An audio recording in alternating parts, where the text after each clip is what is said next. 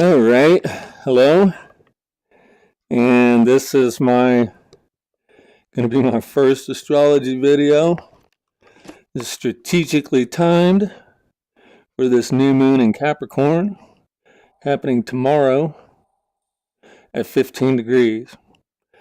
I'm still trying to figure out how this don't end up backwards so that you don't see it backwards, but still work in progress. So let's start off with, first off, last night we had Mercury move into the mix, Capricorn, focusing our attention on our goals, our dreams, and our long-term goals, which is going to be a main theme for this year. Capricorn is going to be a significantly strong sign this year, and let me explain that. We have got Saturn in its home position, couldn't be more powerful, and we have Pluto in a position empowering Capricorn as well. Then we have the Sun and the Moon and Mercury and the South Node here. I mean, it's crazy. This is a Capricorn year. This is a black year. This is a Pentacle year. This is a grind year. This is a work year. This is initiatory space and time that when things are started now, the universe is going to give you the momentum to make it happen, to make it manifest. We had Mars move into its home position. Isn't it strange how the North Node moved into Cancer, which rules home, and we have so many planets in home positions? I've never seen this. A lot of people I listen to have never seen this, but let's take a look at it. You've got, first off, we'll start over here with Jupiter moved into Sagittarius in its strongest position. And that guy's going to stay there for roughly a year, which is going to add positive energy, some benefit, some beneficiary kind of vibration, some beneficiary weather, some positivity, some joviality, how would you say, joviality or jovial energy. And then on the 7th, you've got Venus joining the mix. She moves in. So you've got two beneficiary planets, in a very positive sign. For the most part, this is very positive. I mean, yeah, there's some negatives. It could be overindulgence. This could be a year you get fat. This could be a year you spend way too much money. Venus. Expansion. So it could just be a year of telling big lies. This could be a year of overdoing stuff. Especially when you got Aries here, or Mars in this Aries sign, which is kind of kickstart of the year. This cardinal, this takes 2 years for this guy to get back here. So he's in his spot. He likes, this is a race car in red. He's ready to go.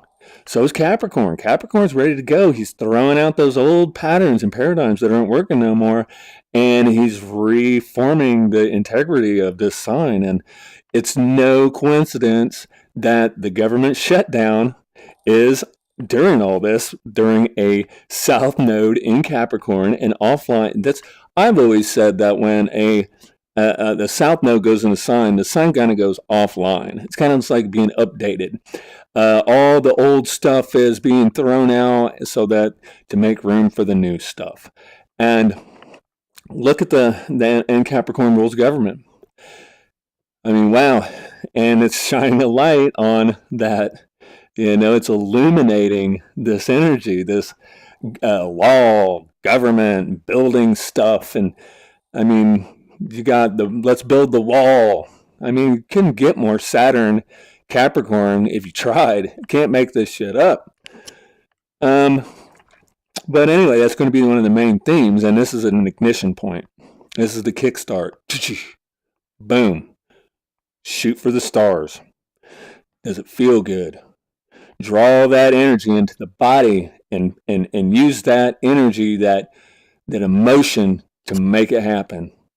Find that passion and go for it. And that's basically what's happening right here with all these configurations. Where are these configurations in your chart? And I can help you figure that out. And I'm hoping to build a clientele where you'll be in it, and I can help you like I help myself. Now, this ignition I'm talking about is really going to take off on the 6th, when Uranus, the planet of spontaneity, and hits this combustion area. I mean, wow. A lot of people may want to say, radical. Uranus is radicalism. Aries is war. Mars is war. Energy. This is the negative aspects of this. Could be, terrorist attacks, war, catastrophe, some kind of global catastrophe, earthquakes, and as he's moving toward Taurus there, it's even getting, March 6th, I wouldn't even be surprised if we hear some crazy weather things and economic shifts starting in March. We're not going to get ahead, though. But anyway, this kickstart, this ignition, and making our dreams come true, Neptune and Pisces, with this Capricorn, making those dreams manifest. They're in sextile. Especially this new moon. This new moon conjunct is in almost a perfect sextile with Neptune. Wow. You couldn't make this stuff up. But anyway, whatever you're starting right now, the universe is on your side. Are you starting a new diet? Are you starting a new job? Are you starting a new business? Are you building a new home? The universe is on your side right now. Whatever you want to start, saying do it. Have at it. Beautiful alignment. Just absolutely fantastic. And that's why I had to do this now. That's this Piscean, Capricornian sextile is bringing those dreams. Look what I'm doing. I'm a VR astrologer, and I'm going to be the first one. Virtual reality. I'm a Pisces, so I'm bringing my dreams into reality. I'm shooting, I'm risking it all. I'm taking that jump. I'm going to try to hit that ledge. I'm either going to break my neck or I'm going to go to the top. That's how it is. But, yeah. Our first square, first little, I always call it sparks. Squares are like sparks. They kind of put a situation in your life that causes you to maybe like black swan events or something. Maybe not that extreme, but just little cause effects kind of thing, where's that happening in your chart? This could be new ideas, new perspective on how to do this, which that's what I'm doing. This is a new perspective on astrology. I've never seen anybody do this before. But now is the time. Now is the time to make it happen. This is the year. Next year, roughly a year from now, all these planets, Saturn and Pluto and Jupiter and the South Node, and we're going to have the Sun and the Moon and all those fun planets coming too, are going to pile up here in Capricorn, and it's going to be a crescendo. It's going to be the bottoming out, or it's going to be the crescendo. 2020 is going to maybe be the biggest year of our lives. I think it's going to be 19 and 20 are going to be the biggest, most memorable years of our life. And the things that you set in motion now will reverberate throughout time. So what are you doing right now?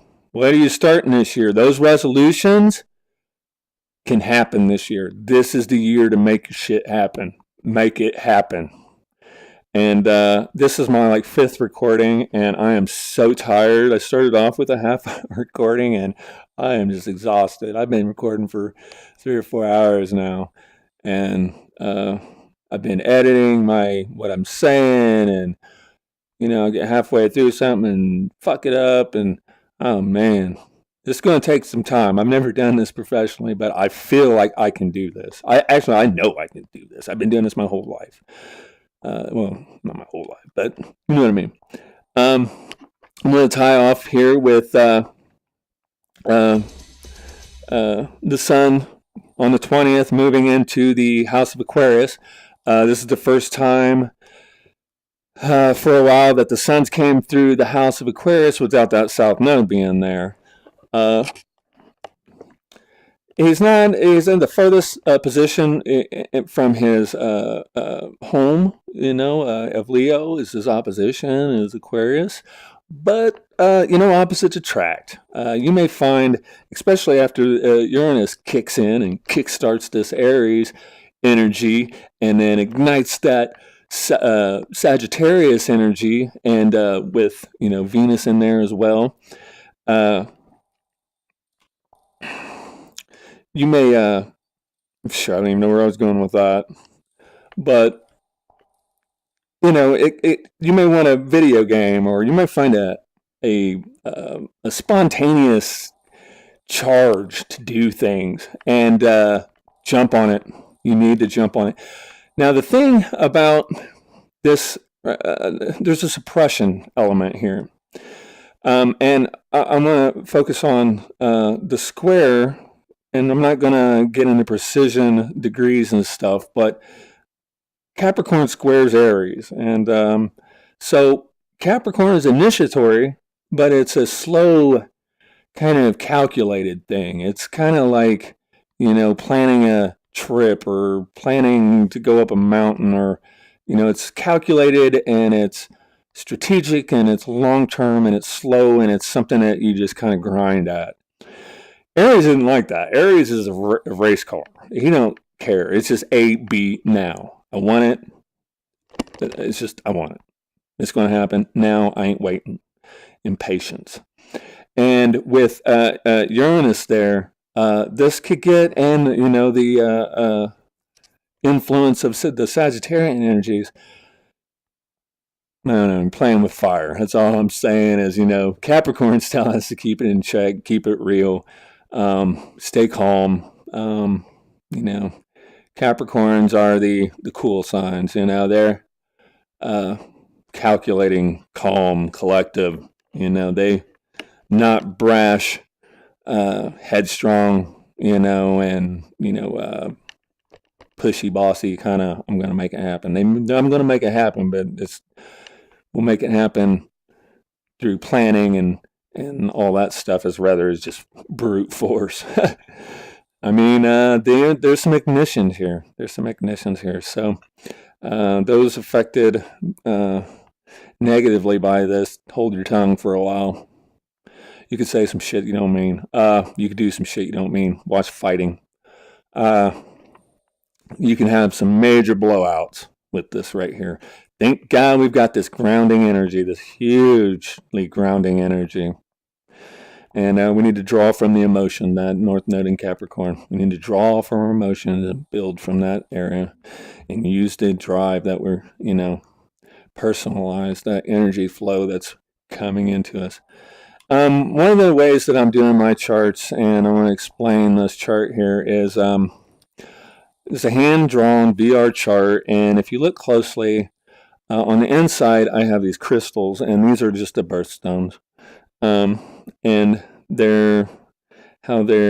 I'm just using that as a representation of how the vibrations and the algorithms are working in these houses. And then on the outside, you have the personal planets, Sun, Moon, Mercury, Venus, and Mars. And it's because they move so much, I can use this chart a little bit more. So, because these ones on the inside move so slow. Jupiter being the quickest, and that's a year. So I got a year before I have to move that guy. Very cool, really. But I'm very tired, and I've been doing a lot of recording, and I'm going to tie it up with this full moon in Leo.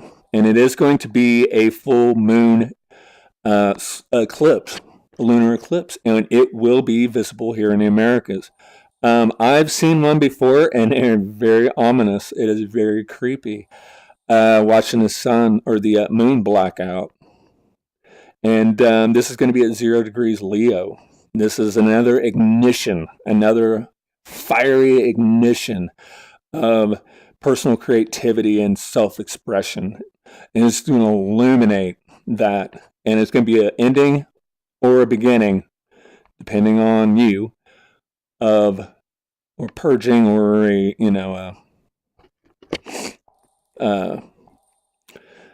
gathering. I don't even know where I'm going with that, but that will be on the around the right after the sun enters Aquarius, and that will be the fruition of this Capricorn lunation. So normally it would just be a full moon, but it's going to be almost like a new moon because it's going to blot out, it's going to black out, and it's an ending, a clipping off of something, or opening up of something. You see these eclipses this year as portals, I hear of all the time, and that's true.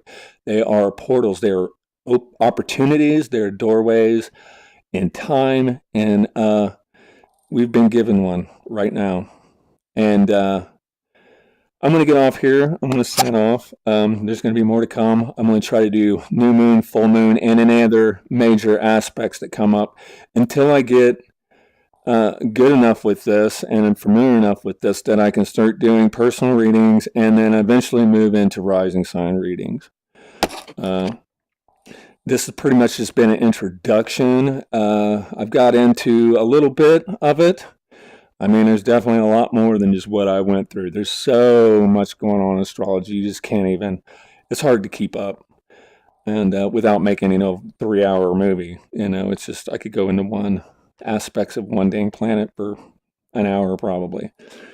But on that note, I am very grateful to be able to do this, and I hope someday that you will come to me and so that I can help you. I can be your partner in crime, and you can figure out how to use these vibrational algorithms in your life to start and begin whatever you're trying to do in life, because